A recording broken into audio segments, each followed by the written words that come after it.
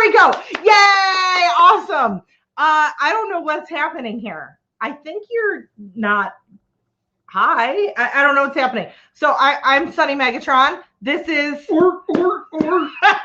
Ken Milvoy-Berg. We're sexuality educators, pleasure advocates, and kinky perverts too.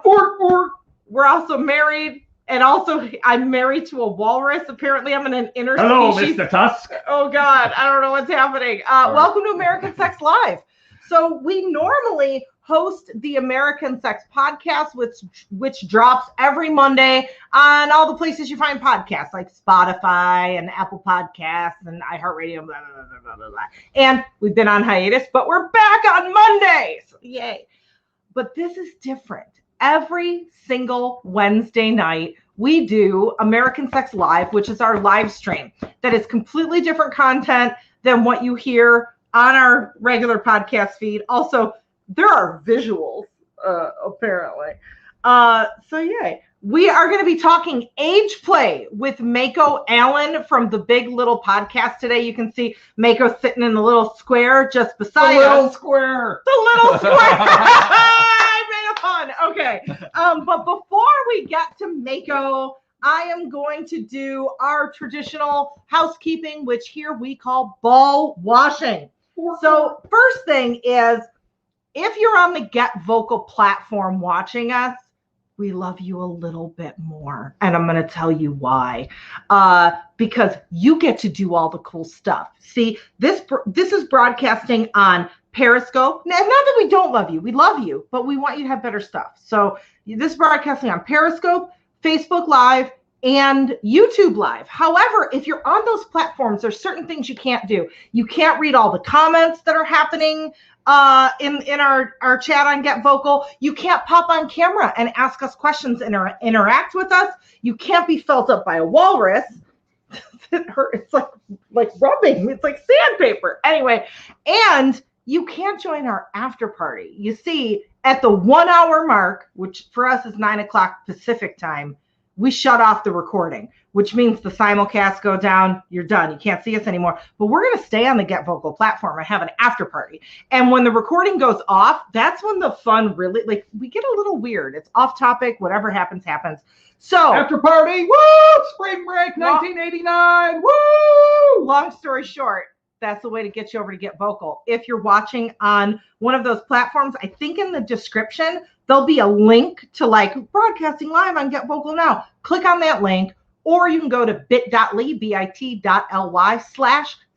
Get Vocal, spelled SUNNY, GETVOKL, and you'll join us right on the Get Vocal platform. And the cool thing is, on Get Vocal, we are a part of a whole Wednesday night lineup about sex, love, dating, relationships, all that stuff, kinky stuff, a lot of kinky stuff, called the Connection Zone.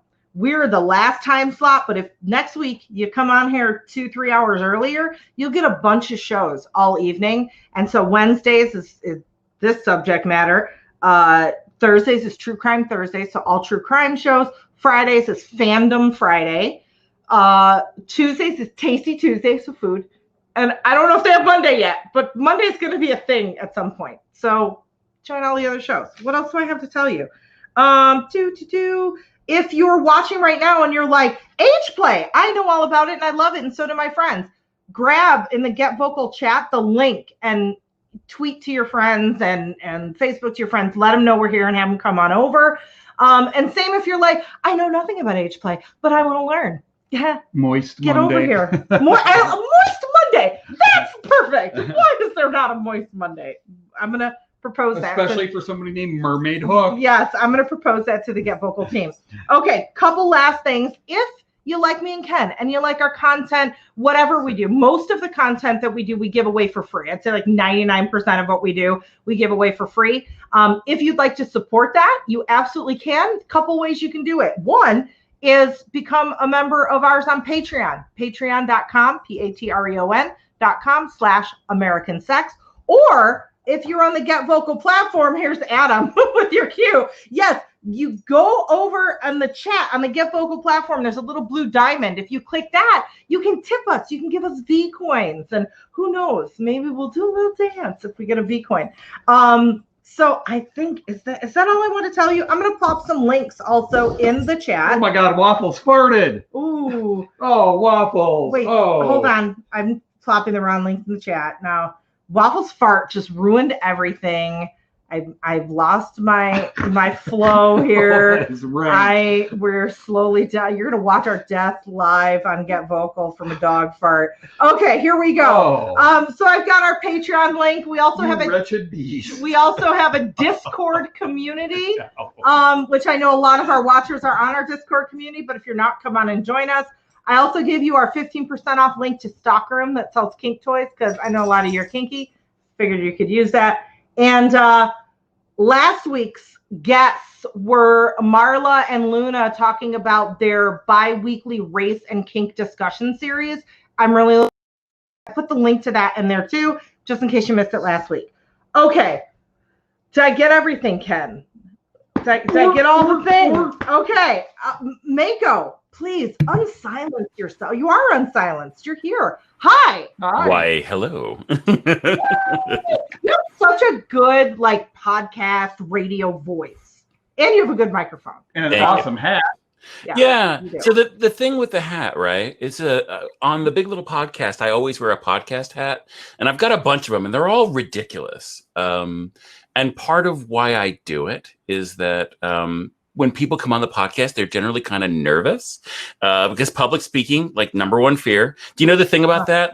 Number two fear is going to the dentist, and number three fear is dying. So you would rather go to the dentist and die in the chair than talk in front of other people. So I put on goofy hats, and people see them, and they're like, "You look ridiculous." And I'm like, "Great, now let's talk about diapers or whatever," and it works out. Cool. That's amazing. That is absolutely freaking amazing. And I guess maybe that's a little my cat ear and your whole walrus getup. I don't know. Yeah. I got this one. I got all kinds of crazy shit in here. You know. I love it. Okay, so we're gonna start with a quick give us your intro. Tell us who you are. What's the Big Little Podcast? If people don't know you, why should they know you? What do you do? Sure. Okay.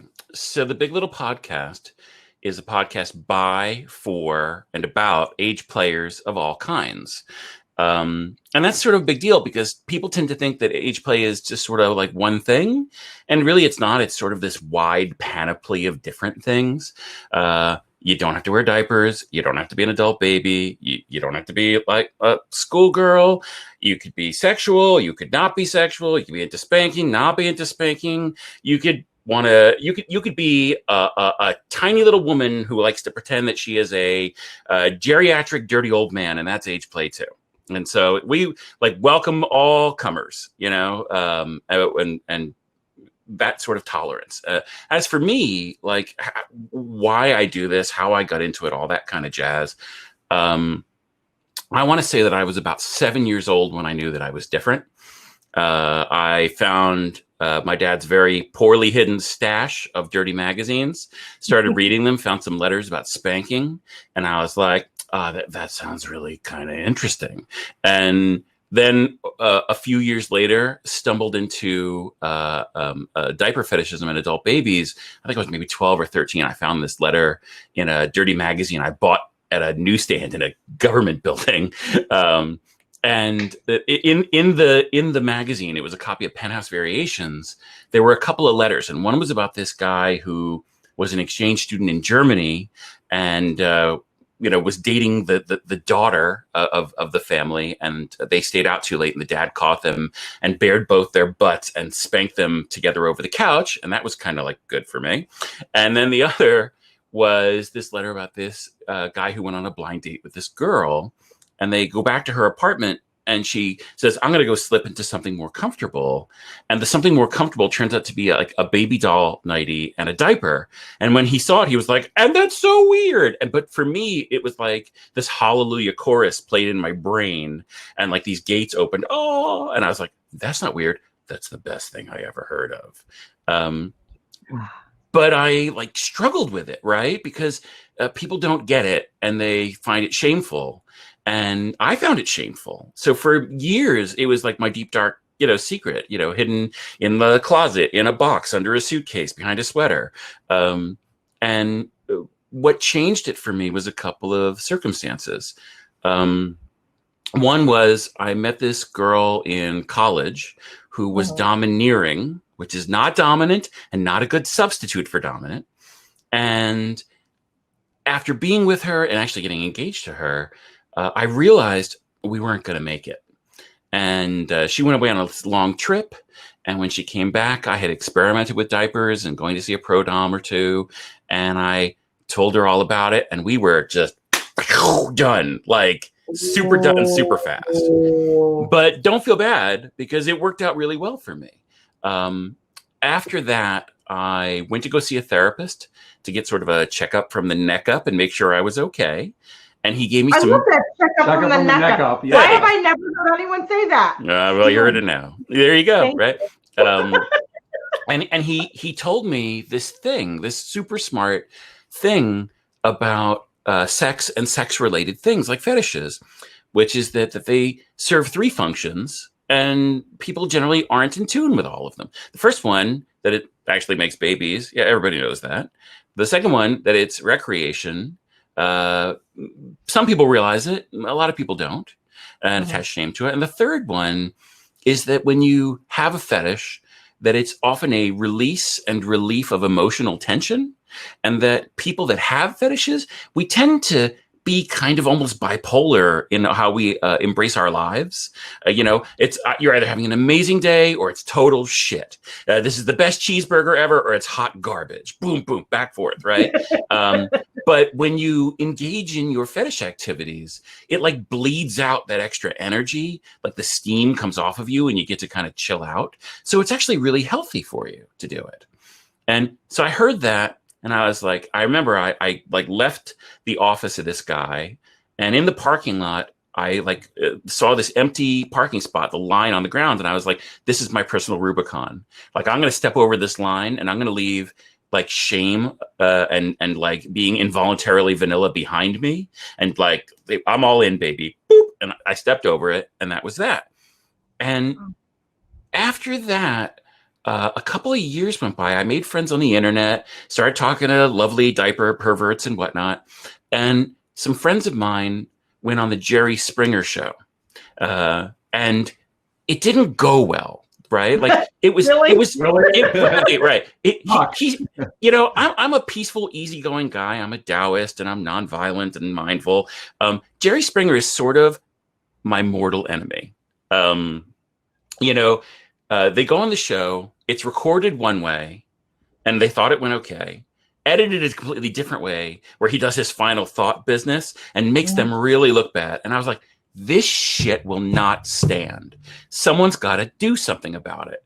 And I decided I was going to be the someone. So I started doing stuff. I went on an early podcast, this thing called Cyber Love back in the day, Love Bites with Bob Berkowitz, started teaching, wrote a couple of books. And then about 8-9 years ago, started the Big Little Podcast. So here I am.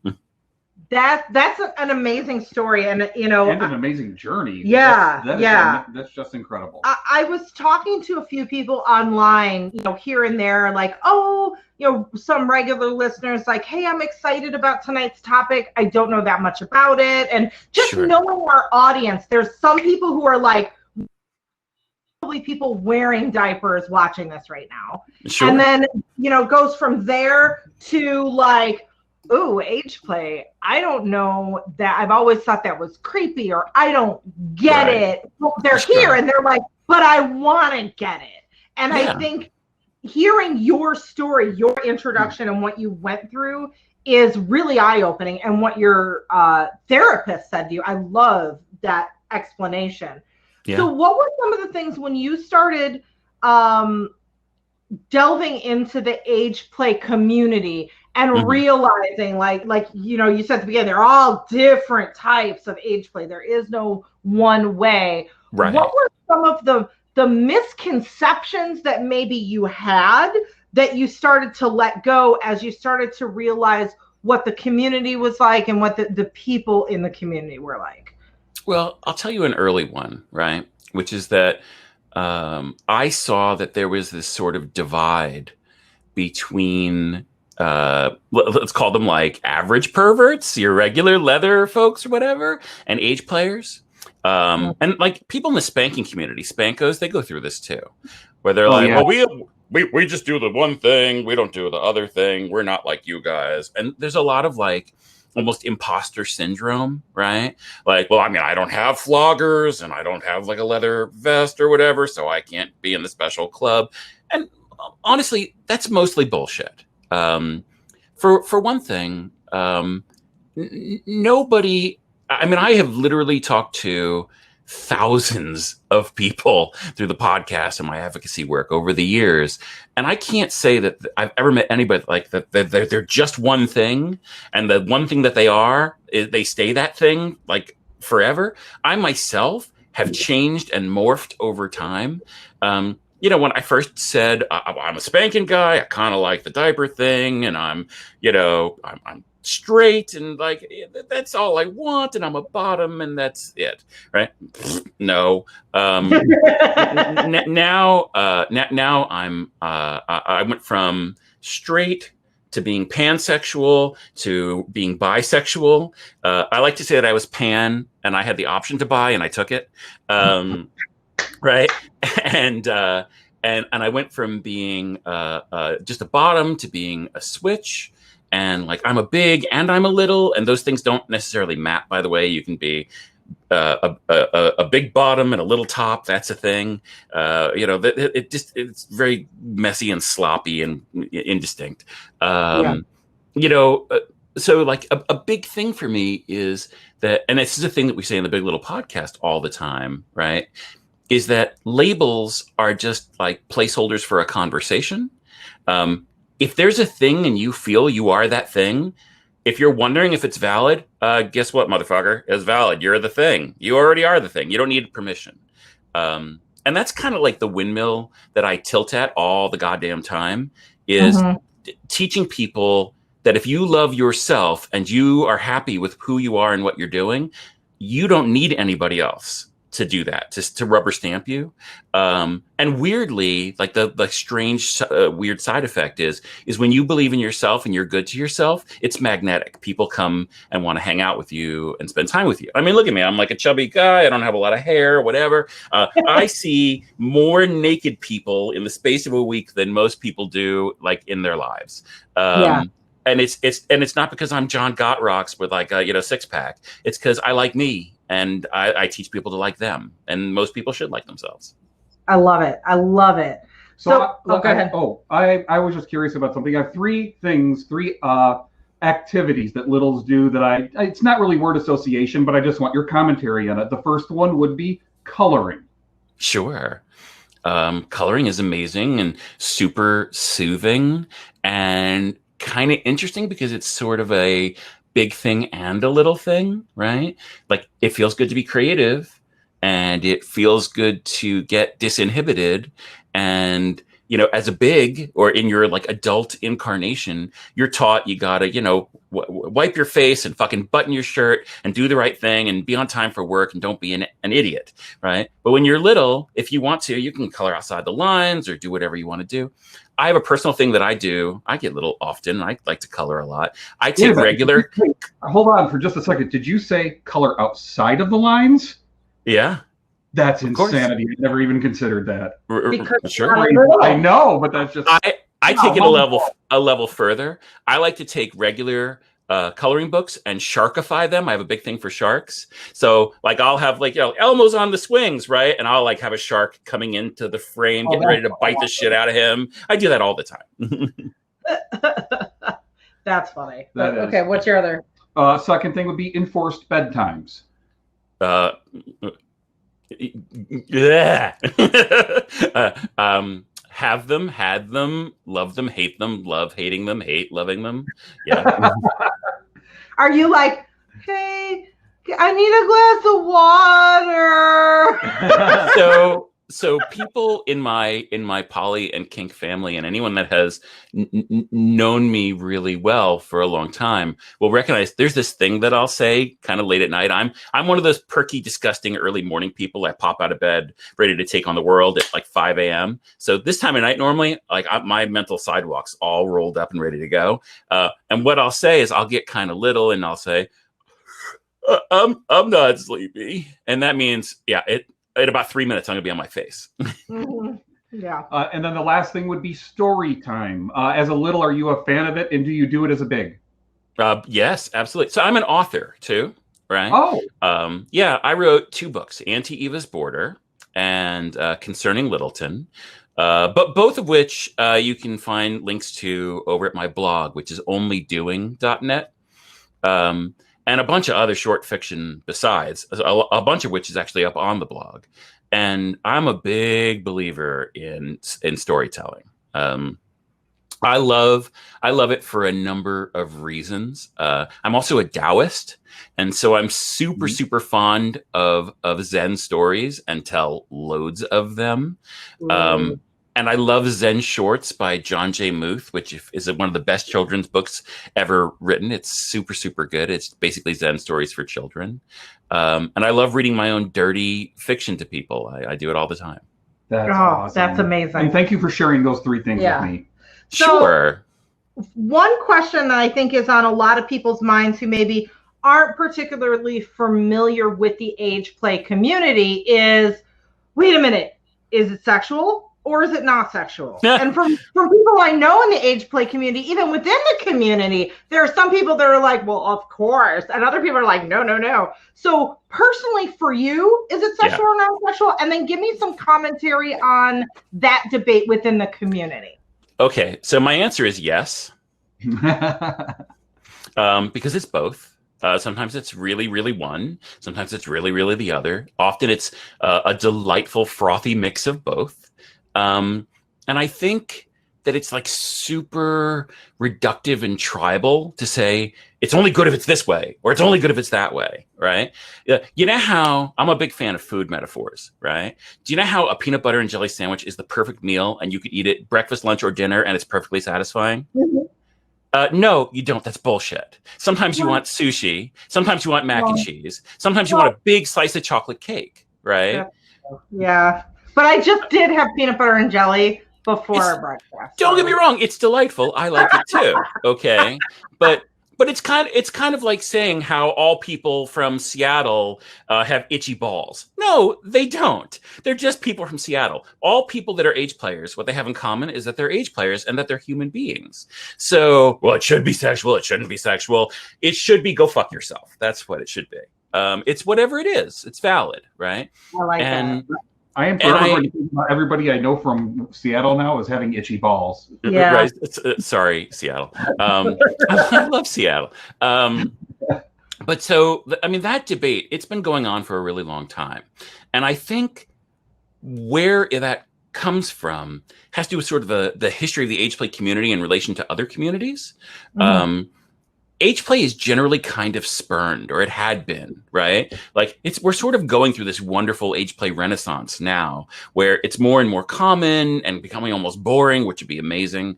But like 15, 20 years ago, I know, because I was doing it then, like I remember walking into a scene club in Baltimore, like after I'd been going there for maybe 2-3 months and bringing diapers with me and shaking like a leaf, thinking that, oh my God, these next level executive perverts, they're going to, beat my face in and toss me on the sidewalk because I brought diapers with me, which no, it didn't happen.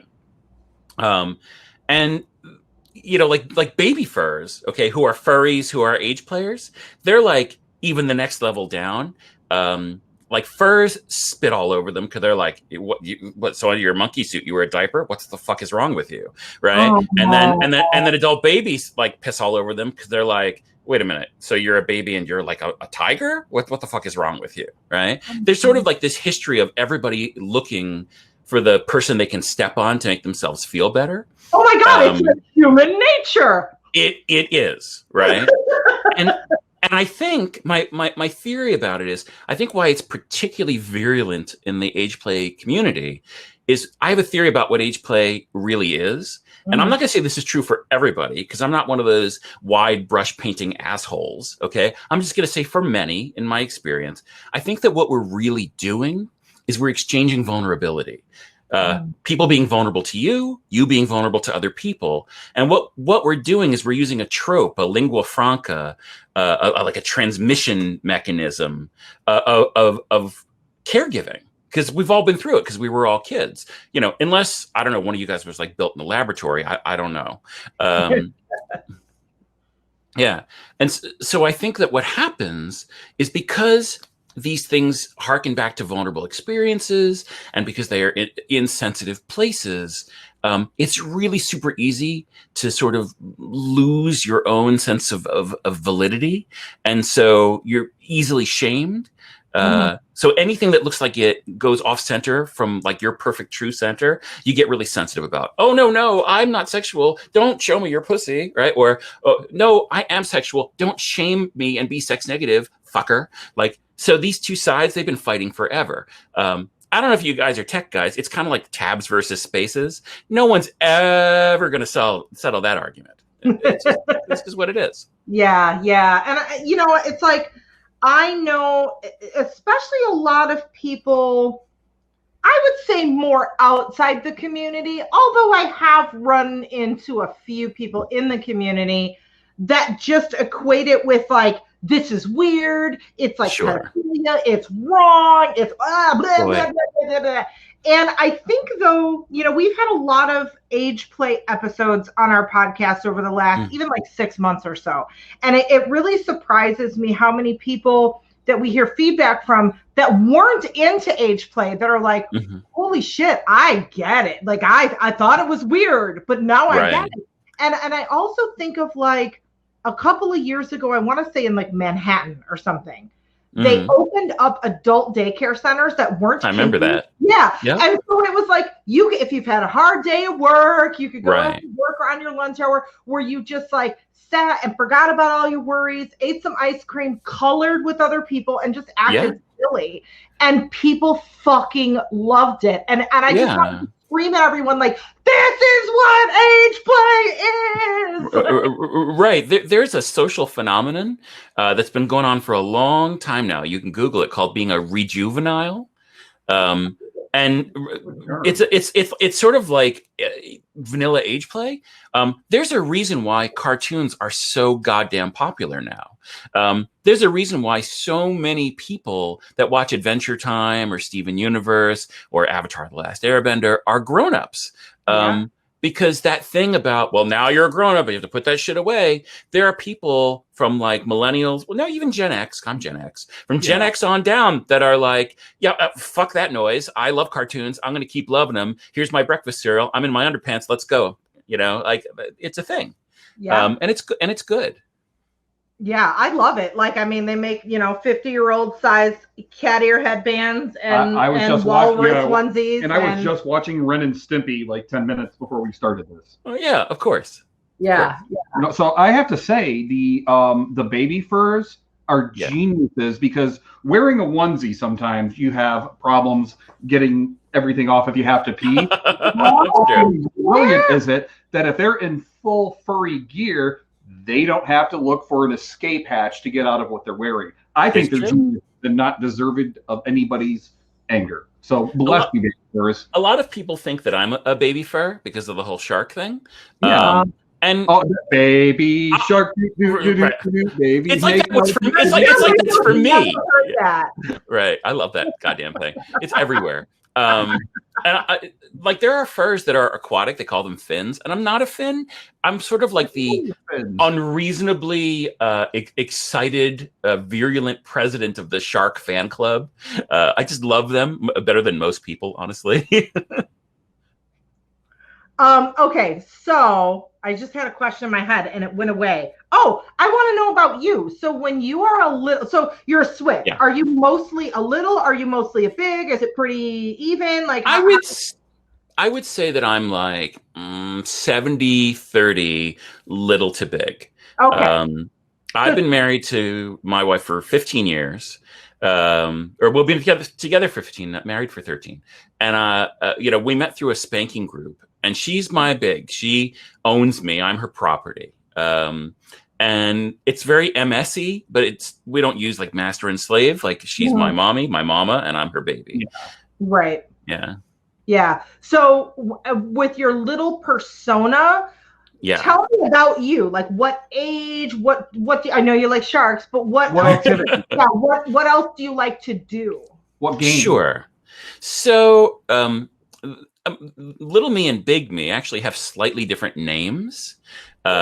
I'm a big fan of Asian culture in general, being a Taoist and having traveled a lot through Asia when I was a kid. So the Mako that you're talking to is sort of the yin yang, conjunction of two people. The big me, this guy, I'm Mako-san. And although very few people actually call me that. And the little guy, he's Mako-kun, which is like Mako who's a little boy. And there's a bunch of stuff that he loves. We have stuffed animal sharks all up in this joint. I must have about 50 of them.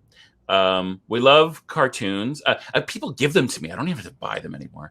I love cartoons. I love coloring. There's this toy that Mama got us for Christmas, and my sister-in-law, who is vanilla but kink friendly and lives with us and knows all about me. And there's like a lot of funny stories in there. The two of them got together and they bought me the entire set of a toy called Gravitrax. Have you heard of those? Do you know what those are? Yeah. I used to work at Toys R Us and I'm very much into toys, games, all the stuff. Dude, Walrus, Kigurumi, Toys R Us, you're just getting cooler by the minute. My job, I was Jeffrey Giraffe. Oh my God. I got to wear the outfit. I want your autograph. Yeah, so Gravitrax are like this put together, snap together marble roller coaster. Made out of lots of little pieces, like hundreds of them. And I have all of it. And I love playing with that thing. It's really, really good. Our dining room table has stopped being the dining room table. It is my Gravitrax laboratory. Awesome. That is really cool. I am going to really quick, we're about the half-hour mark, so I'm going to open up the slots. So anyone who is here on Get Vocal is welcome to pop on camera and ask a question. I only ask that, like, when you pop on to ask a question and then rotate off so other people can come on and whatnot. And then I want to ask you, kind of a little switch geary, but you're working on this app. Yeah, I do want to talk about it. Cool. And I want to talk about this. Sure. So tell us about it's Reminder is what it's called? Yeah, okay, like Reminder, but with a W. Oh, like Reminder. Okay. Right. I get it. Right. And because it's for two people to like mind behavior together, Reminder. Right. And here I'll put a link in the chat. I actually have like a landing page where people can watch a lovely little movie all about it and sign up for my mailing list because it's coming out soon. A couple of months, 2-3 months. Cool. I had the idea for this thing, like, I'm not joking, 20 years ago. And I tried to build it before in other technologies, but the tech I really needed wasn't ready. And I personally, like as a human being, wasn't emotionally mature enough to really understand what it was I was trying to solve and automate. So here, here's what I'll do. I'll hold up my phone because I got it running on my phone, so people can kind of see it, right? Here it is. Okay. Oh, cool. Yeah. And like you see that gauge in the middle, that like half a donut, right? With a needle. The idea is that the needle moves back and forth between well-behaved and naughty, between all the way good, excellent, and all the way naughty, which is unacceptable. And there's a kind of a blue, everything's cool zone in the middle that you sort of live inside. And the idea is that you use it with a partner to manage your behavior. And here's the thing: it's not just about the little, the bottom, whatever. It's also about the top, because having a disciplined dynamic in your relationship, it's really challenging. right? And it's challenging for a number of reasons, okay? One reason is that I know this has been true for me in many of my relationships. It's true now that generally one partner is super hyper focused on it, and the other one just maybe doesn't think that way, and so struggles to maintain the mindset. And so there's a principle from, well, this is like super snooze boring, the time management system, getting things done, that part of why GTD is a good thing is you have like this little stack of note cards or like an app, and you write your shit down and you get it out of your brain so you don't have to think about it, right? That's one of the principles behind WeMinder, is that if you can write down as the bottom, whatever, your good behavior or your bad behavior, then you can kind of chill out about it. Yes, I fed the cats. Yes, I scooped the litter box. Yes, I cleaned the kitchen. And you know that your right. You know that your mama, right, will see it later, pick it up and score it, and give you the props you deserve or the discipline you deserve for your good and bad behavior, right? And like by the same token, from the other side, okay, as the big, it's a kind of a helping hand to help you maintain the dynamic, to remind you that your other half needs attention, and to help you to manage the attention. Because like there's a saying in IT, that's in my day job, I'm an IT guy. There's a saying that like no plan survives contact with the real world, right? Like, you got kids, maybe you live long distance from one another, you're busy, the dog barfed on the rug, whatever it is, right? And it's so easy to let that dynamic just drop in when confronted with those other real world needs. This way you can like hold the thread and keep it going.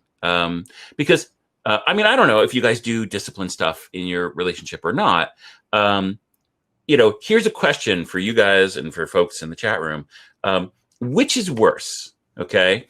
You make a horrible misbehavior and the person in charge of you catches you at it and spanks the living fuck out of you. Or you do that same misbehavior and it goes completely unnoticed for days. Nothing is ever said about it. And it just vanishes. Yeah. That's terrible, right? Oh, wow. It's soul eating, because it's like the thing we're doing that's a part of how I am and how I live. It just doesn't even fucking matter, right? Well, it's interesting because I have heard a lot of, friends that I've had and whatnot who are on the, who are D types, whether they're littles or whether, not D types, S types, whether they're littles, whether they're, just submissives, whatever, that they're not getting the attention that they need from their dominant. And sometimes it's, maybe the dominant has multiple submissives. And, it's like, I'm just kind of being left and they're not checking in with me. I need more attention. I don't know how to tell them I need more attention, but I do. And this seems like it's a really seamless way to keep that, that communication and that double checking in kind of thing going. Oh, yeah. Without the S type having to be like, hey, daddy, or hey, sir, or hey, ma'am, or, whatever their dominant is, which is so helpful.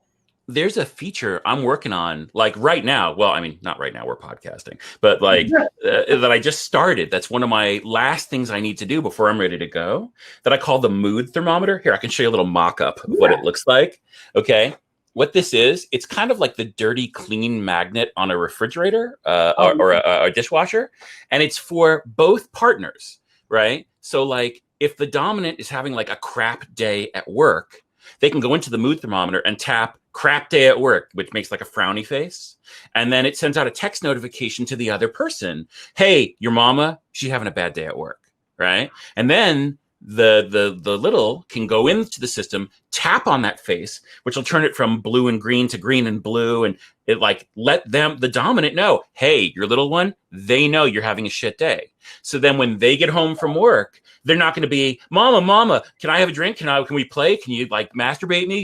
Sit on my face? Blah, blah, blah, blah. No, they know, like, clean the fucking kitchen, make her dinner, rub her feet, right? It's sort of like low-grade tech-enabled telepathy, okay? And like by the other side of that coin, right, there are things that when you're little, it's really hard to even admit to yourself, never mind tell somebody else, right? Like, I haven't been diapered in a couple of weeks and I want to be, but I want to not have a choice. So could you maybe make me do it so that I don't have a choice, right? How do you say that without topping from the bottom, feeling like a fake, feeling like you're poisoning the dynamic, right? You can say, well, I'm craving being forced into diapers, bloop, and then you put it out there. And then the top can like pick it up and run with it to the best of their ability. Yeah, I love that. And yes, the dog keeps farting. It's so funny. And when I looked at you, you looked at me like, why are you looking? Because I actually heard the little right on my leg. I heard it. You need a mood thermometer for waffle farted. Please get the dog out of the house, right? Do you have a feature for daddy, daddy, daddy, or mommy, mommy, mommy? Yeah. Well, I mean, kind of. Yeah, I do. Part of what I have, so okay, you can see this too. When you sign up for that mailing list, what I do is I send you links to this this blog that I have. Hold on a second. There it is. Which is as I'm building this system, every time I make a new feature, I demonstrate it in these lovely little movies with my dulcet tones where I narrate and talk about what's going on. And one of the bigger things that was really fucking hard to build was I got text notifications all over this fucking thing. So when like the little enters a behavior that needs to be scored, the big boop, that gets a message. When the big scores a behavior, the little boop gets a message. When a reward is issued or a punishment is issued, the little gets a message. When the big has unscored behaviors just sitting there in the chart waiting for their attention, every couple of hours it'll ping them. Hey, Mako has a good behavior in here. Hey, Mako's got 3 behaviors, 1 good, 2 bad. You better go check that out, right? And like part of what I'm doing is I'm leveraging what I call like the Facebook birthday effect. Listen, Sonny, on your birthday, when 12 people get on Facebook and we're like, hey, Sonny, happy birthday. Do you give a flying fuck whether they are wishing you a happy birthday because Facebook told them to or because they just sort of magically remembered it? You don't care, right? This is the same thing. So many, I can't even read them all. Right. Oh, it's lovely. Right. So what I like to say is that WeMinder is sort of like an electric motor for your bicycle. Like, it's not going to ride the bicycle for you. You got to want to sit on it. You got to pedal. You got to steer. You got to want to be in the relationship and do the thing. It just helps you do it with more vigor and consistency. I love it. So my question is, can this be adapted, or would you make an iteration of it later to be adapted to a relationship that maybe isn't so much a DS relationship, but even a vanilla relationship as a communication tool? I do have some ideas around that. I recently incorporated to put this thing out there. There's an awful lot of hoops you need to go through to have a business and create an application. And I am stumbling across them one at a time because I'm a masochist. And, my software company that I incorporated about a month ago is going to have some vanilla products too that are based on this. But later. The thing about WeMinder is that it's a software as a service. Like, it's not going to be in the Apple App Store. It's not going to be on the Google Play Store. It doesn't need to be. Like, you'll go to the site and you'll use it on whatever device you want, and any phone, any tablet, any computer, and you'll sign up and get a subscription. But like, that part of that monthly subscription is I'm going to be constantly adding new features to it. Like one of the things I want to do is make a chore module. Another thing I want to do is I want to make a ability to have a chart with yourself, like just for yourself. I love that. Yeah. Yeah. And another thing I want to do, this is going to be like a year from now, is for people that are single, I've had this idea that I call the behavior pool, which is who knows better how to boss you around than someone that they themselves want to be bossed around? So I'm going to like crowdsource care. You'll have a chart, and your chart shows up in the pool with a certain number of points by default. And then other people in the pool, like you put in your behaviors and other random people score it and pick from rewards and punishments that like you assign, right? And then every time they score your chart loses some points. And when it falls below a certain amount, it falls out of the pool. Oh no, how do I get more points? You go in the pool and score other people's charts. Oh my goodness. That's fucking amazing for lots of reasons. Like one, I'm just thinking like, we're all by ourselves and we're probably going to be this way for a while. Right. But also, you know, we have recently done an age play podcast. And one of the things that came up, especially at like live events, is there are so many littles and not enough bigs. So there's like all these littles who are like, I don't have a daddy. I don't have a mommy. So that's kind of awesome. I love it. Who are the caretakers of the olds? What are they called? Like if you're an older age player, somebody who, you know, pretends they're in their 80s or 90s. Ken wants to be a geezer. I don't know if that's already a name. I mean, I've heard people use the term geezer. Honestly, they're so rare that I don't know there is a consistent term. I would say that if there is a geezer that's being taken care of by a guy named Bill, that what you call that guy is Bill. Like I don't know that there is a term, you know, and terms are just placeholders for a conversation anyway. Right. Yeah, that's true. Right. I'm just fascinated by the idea of extreme old. So I have a question. Sure. Yeah. As you're thinking about being an extreme old, usually you think of the adult as the one, you know, being like the one in charge, the caretaker, whatever. But you would be the one, you would be the bottom because you would be the one wearing diapers. But would you be the dominant because you'd be like, give me that, I don't want this. So you'd be a dominant bottom as a geezer. A brat, I guess, but old. Okay. I mean, potentially. Sure, potentially. You know, you could have like a submissive, I don't know, nurse's aide and a you know, dominant spinster or something, right? Yeah. Huh. You know, I'll dominate you. Watch me leave a boom boom in this diaper for you. How do you like that? You know. Now give me my soup. Right. Exactly. You know, don't you mouth off to me, young lady, or we're gonna watch C-SPAN for an hour. You know. Oh my God, that's sadism right there. You know. Oh my God, that is. I don't know about that. Okay, so for people who, because I have a feeling there are some people watching that are like, this age play thing is kind of cool, but I've never done it. I don't know where to start. I don't know where to go. Now we're all fucking in quarantine, so I got to go on the internet. So, like, people who are just becoming curious about age play, what would you recommend they do, buy, places they go, that sort of thing? Sure. Okay, so a couple of things. And you have to pardon me because I don't have the link handy. There's another podcast that I also really love called Love in Brief. That's like an age play diaper related podcast. It's weird. It's sort of the opposite of the Big Little Podcast. It's like the Little Big Podcast. Our podcasts are generally like 90 minutes long. They do go on, and we don't give advice. We share stories.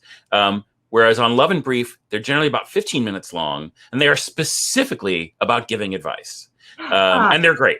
That's one place I would go. Penny Barber wrote a wonderful book. Thank you, Gavin. Wrote a wonderful book that I happen to write the intro for. That's a guide to age play. I'd read that thing. It's very good. I wouldn't have written an intro for it if I didn't think so. Obviously, our own podcast, the Big Little Podcast, is a good place to go. And like this one's a bit more nebulous. What I would say is you should just talk, right? If you have a partner you want to do this with, talk to them about it. And one thing that I recommend to people all the time is an approach I call the book. Okay. What the book is you get one of those fancy lined, blank journals. Okay. Or if you want to like be online about it, use Evernote or something. And what you do is anything that comes in your head, any fantasy you have, any idea you want to explore, just write about it in the book. Write honestly and from your heart, right? Say, I was kind of thinking about you being like my third grade teacher and pulling my pants down and maybe molesting me in a loving way and then spanking me because I wouldn't lick your pussy and making me lick your asshole. And you write that stuff down. Right. And then the other person also writes stuff down and you make a commitment to each other. There's a couple of rules here. Rule number 1, write anything without fear of judgment. Rule number 2, read everything without fear of judgment. Rule number 3, get together and talk about that shit, right? Rule number 4, do so in a manner that is not power imbalanced. So like, don't get all like journal reading 5 minutes before bed and talk about it as you're getting naked. That's a bad idea. Yeah. Right? Make like a coffee date. Go for a drive in the car. Something, right? And talk about it in a neutral space, in a neutral way. The internet is so lousy with age play right now. You can't throw a rock without hitting some guy in a diaper or spanking somebody else. So it's not that it's hard to find. It's what you do with it. Right. One of the other things that the therapist said to me, and it's been a gift to me, and I have myself said it now to thousands of people, is like why you're an age player, why you have these interests, why am I like this? That's not the important question. That is almost irrelevant. The important question is how. How am I like this? Like if you can indulge in the interest and it's arousing and comforting and fun and connecting and bonding, then that's healthy, right? If you like surf the internet for diaper porn all day long and don't do your fucking job so you lose your job, well, that's a problem. But it's not an age play problem. It's like an OCD problem, right? If you only hang out with your new diaper friends and ignore your partner, like that's a relationship problem. But it's not an age play problem. It's a communication problem, right? Yeah. So like just be a human being and allow yourself to explore age play and be open about it. That's my big advice. I love it. So Nisha I have one quick question before we get to Nisha's question. So my littles, I did the exact same thing you do but specifically with a mead marble composition book that they write all of their thoughts, their feelings, their whole journey. But I had one additional thing, but this was consensual. Bring it. Yeah. I made them write lines in that book as well. What are your thoughts? Writing lines as a punishment because they want spankings, they don't want lines. It's funny that you should say that. So one of my littles that I have, is actually a beta tester of WeMinder with me. And that is my friend and little shark, Mermaid Hooked. Okay. So I live in Virginia and Mermaid, she lives elsewhere. Okay. We are separated by distance, but connected by the heart. Aww. And early on, I met her at an event that I went to called Twisted Tryst a couple of years ago. And it's wonderful. And we became fast friends because she is rock your socks off fucking awesome. Okay. And, talked about a lot of intimate and emotional things. And she said, I would love to help you with this project. And I said, that would be great. She's like, but I don't have any to do it with. I was like, how about me? And she, really? And so like now, like she has good behaviors and bad behaviors. And one of the ways that I punish her when she misbehaves is I make her write lines for me. And I have a tool on the internet that I use called Write For Me. Ready to go. Is it .com or .org? I might have fucked it up. God, I forget. I put that. If it doesn't work for people, try .org. But I love Write For Me. That's such a great utility. It's super good. I'll tell you what, I got another good punishment you can do at a distance, which is something that my mama uses with me and which I have used with other people as well. I have another little at a distance that I got this for her. Are you guys familiar with acupressure mats? Do you know what those are? Yeah. Right? So here's what you do with the acupressure mat. Okay. And for those of you guys who in the audience who don't know it, an acupressure mat is like the yuppie scumbag equivalent of a bed of nails. It's like a cloth mat with hundreds, if not thousands, of little plastic picky points on it. And so what you do is you spread that sucker out on a hard surface like a bench, and you have your little or bottom whatever take off their pants and take off their underpants so that they are bare, and you give them a timeout sitting on that thing, bare bottom. It's awful. I have a super high pain tolerance. I'm like made out of steel when I play. I can do about 5 minutes when I'm little and feeling naughty and shameful. It's pretty terrible. Oh my God. Ow. Okay. Right? Good to know. That is good to know. So Nisha says, I can see how healing this could be for people who have maladaptive attachment styles and they want to change, i.e. ambivalent attachment. I don't know if Nisha or anyone listening listened to our episode with Ida Mandalay on attachment styles.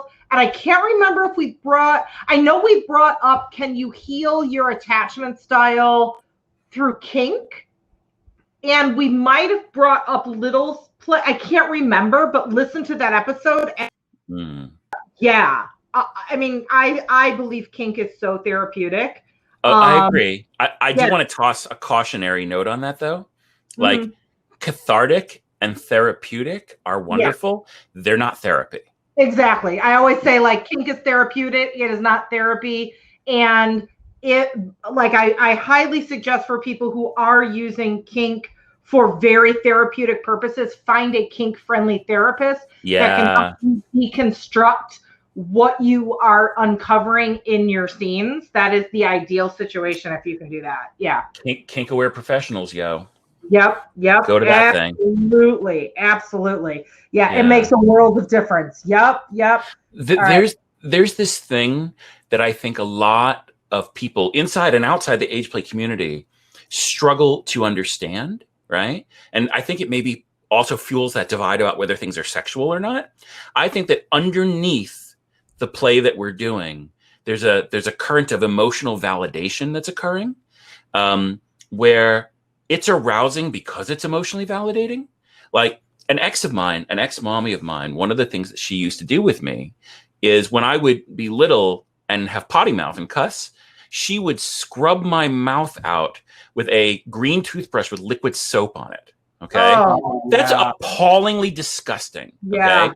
And that is a erection killing monstrosity of an idea. Right. Yet, and I hated it. But I loved hating it. And I loved having the boundaries and the limits, right? So I would be little and I would say some potty mouth stuff. And she would say, do you need the green toothbrush? And I would get hard, right? Why am I fucking getting hard? I'm getting hard because she loves me enough to punish me and to do a thing to me that I intensely dislike. And I love disliking it because it means that I can be imperfect and be broken and make a mistake and get punished. And she's still here. Yes! Yeah, absolutely. That just sums up kink. If you're like, what? Go to the replay and just replay that. Actually, it brings me back to my childhood. Every time I swore, my mom would take a bar and she would actually do this. And this is where I got the idea to do a mouth gag out of a bar of soap. As a punishment, she would put lava, specifically lava. The only thing it was for, my dad had a bar in the garage when he was like greasy hands from working on the truck, and I had it as a mouth gag, essentially with tooth floss. Oh my God. For I think she had an egg timer for 5 minutes. Oh God. You could mix that with the acupressure mat, and I mean that's a party. God. Oh geez. That's a party right there. Oh geez. Yeah. Sorry, little shark. I promise we won't do that. I promise.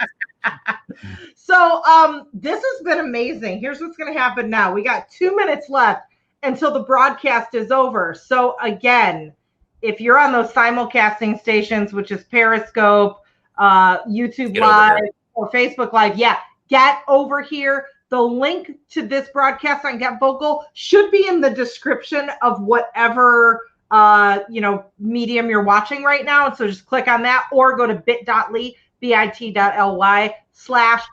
Get Vocal, spelled SUNNY GETVOKL. We're going to continue this conversation. Oh, and if you're watching the recording, if it's like 4 weeks in the future and you're watching the recording, man, get here live next time, every Wednesday, 8 Pacific, because you can hang for the after party and all sorts of stuff. Real quick, before we go, Mako, at some point in the next couple of weeks, would you be willing to be on American Sex Podcast?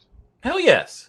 Cool. Yay. Awesome. We'll talk to you about that later, like when all this is done. Where can people find you? Where can they go? The easiest ways to find me are to go to my blog, onlydoing.net, or find me on FetLife, where I'm Mako, M-A-K-O. Those are the best ways to get in touch with me. And I'm happy to talk to folks. You know, a big part of my, like, how I live is mindful practice, and sort of the enduring mission of my life is to help people come to self-love and self-acceptance.